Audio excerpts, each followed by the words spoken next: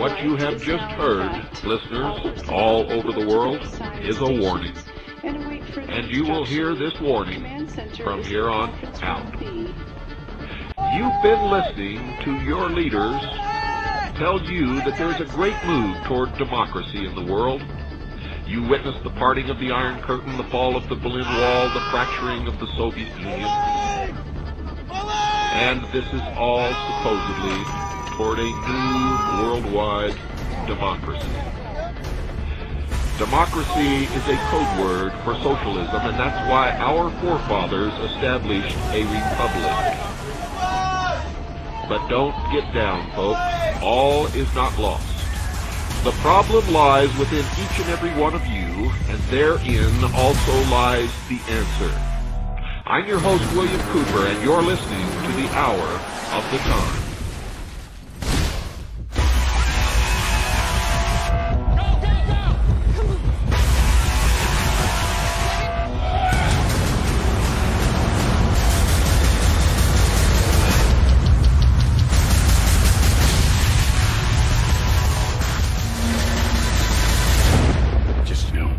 Coming back.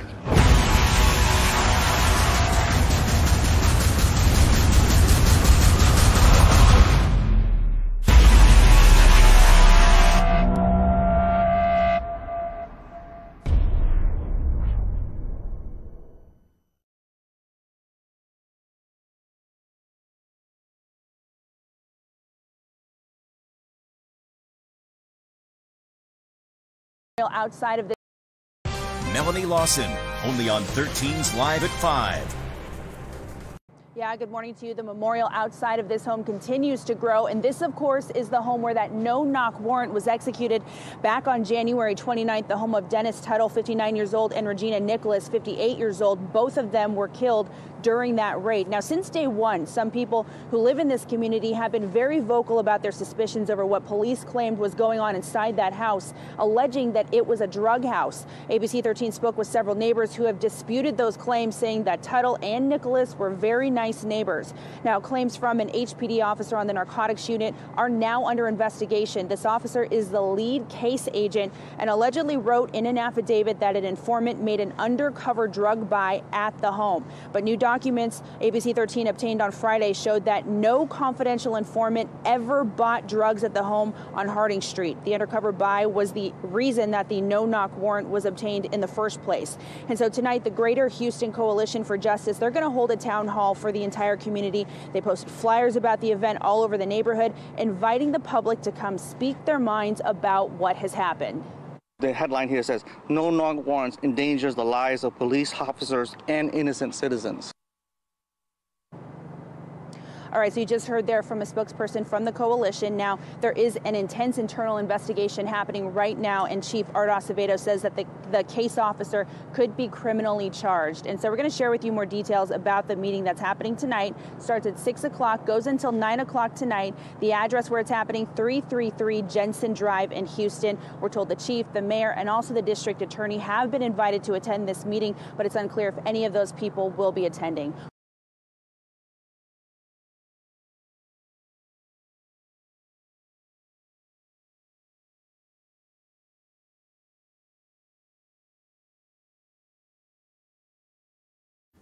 Betraying the badge 41 days. That's how long that a man spent behind bars for a crime he didn't commit. Tonight, the handcuffs are off and the charges have been dropped.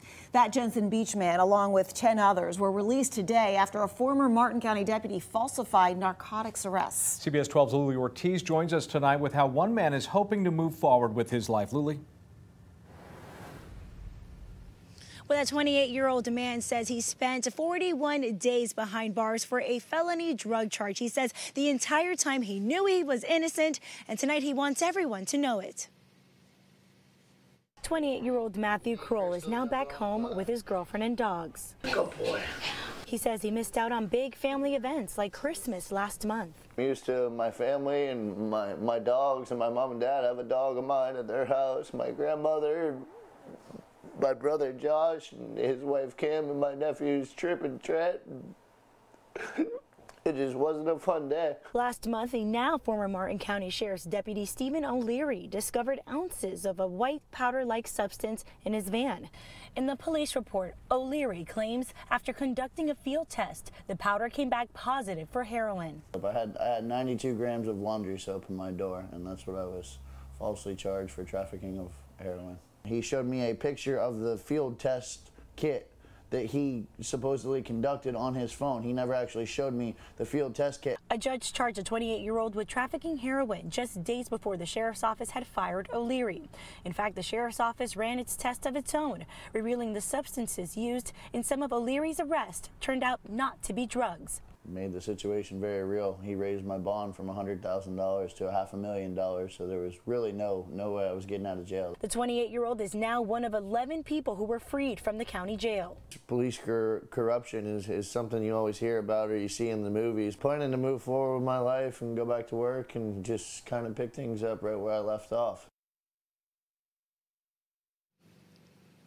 And the sheriff earlier today says that he's trying everything to undo what's been done. Now, cases are pending. There are about 100 drug samples being tested in their regional lab. Now, as for O'Leary, that former deputy, he has not been charged with a crime as of this evening. We're live tonight in Stuart. I'm Luli Ortiz, CBS 12 News.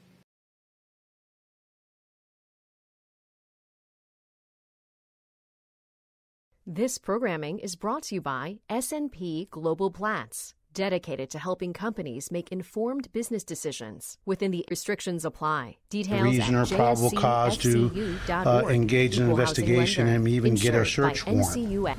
What that affidavit will show you is that thus far it appears that there are some material untruths or lies in that affidavit, and that's a problem.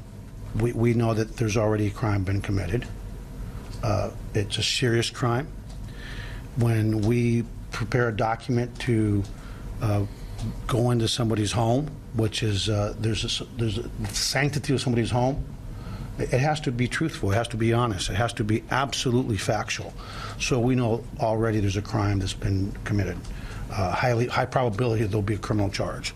We're going to get to the truth, because that's what we're working on. And we will report back the good, the bad, and the ugly, because we owe it to the suspects that were killed.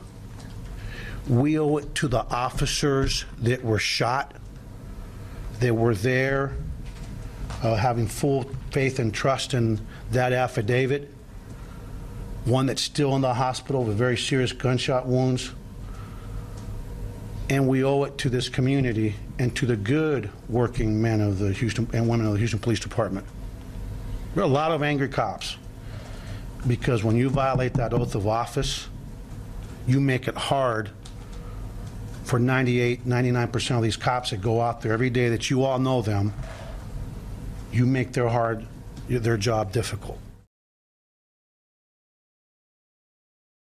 4 police officers shot in a horrific scene in Houston.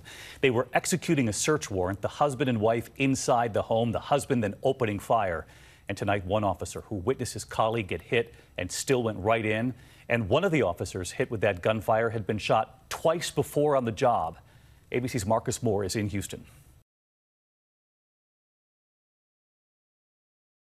Lawson, only on 13's Live at 5. This raid raised a lot of eyebrows, but the raid back in 2013 also changed several people's lives. We are learning today that the original search warrant targeted a different man than the man who was shot, which leads a lot of people we talk to say it's time for a change in police policies. Before the Harding Street raid and long before Officer Gerald Goins' search warrant came into question, there was the no-knock raid that changed Elizabeth Gonsolin's life. All of a sudden, they just burst through the door. George had got up to go to the kitchen to get some water. And when they busted in, they automatically shot him. On March 19th, her son George Bernard was shot during a no-knock raid led by Officer Goins. He lived but lost most of his fingers and toes. Today, Eyewitness News has uncovered new information, the search warrant that led to that raid. On it, the name of the suspect with Dominic Bernard, born in 1972. That was George's brother, who did not even live in the house that was raided. Just because you have the same last name doesn't mean they have the right to shoot you. That search warrant, signed by Gerald Goins, the same officer now under fire for allegedly having false information on the Harding Street raid. For former Judge Mark Carter, who signed hundreds of warrants during his tenure, the revelations are disturbing. If there's a police officer, that's dishonest, there's no way that I'm going to know whether or not he's dishonest. In light of everything, Police Chief Art Acevedo says he's all but eliminating no-knock warrants and increasing the use of body cams among undercover officers. Former Judge Carter says those changes are overdue because they will help ensure a more just justice system. This is a perfect example of why they should have body cams. And, like my wife said, if you don't have anything to hide, then why is a camera a problem?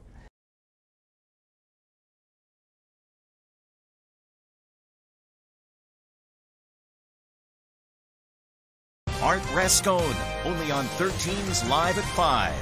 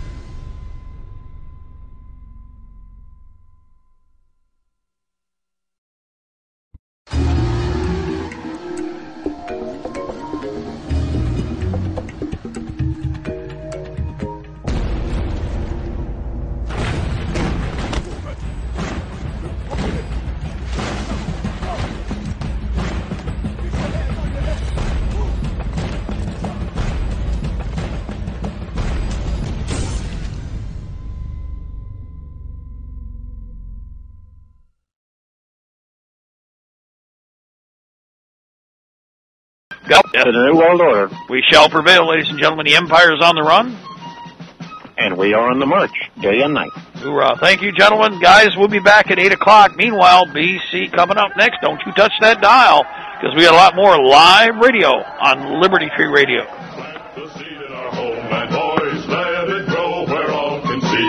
Feed it with our devotion, boys. Call it the Liberty Tree. It's a tall old tree and a strong old tree. And we are the sons, yes, we are the sons of liberty. Save it from the storm, boys, water down its roots with tea. And the sun will always shine on the old Liberty Tree. It's a tall old tree and a strong old tree. And we are the sons, yes, we are the sons of liberty. March along with the piper, boys, we were born forever free. Let's go pay the piper, boys, beneath the Liberty Tree. It's a tall old tree and a strong old tree. And we are the sons, yes, we are the sons of liberty. Pay the price they're asking, boys, always pay the tyrant's fee. Never...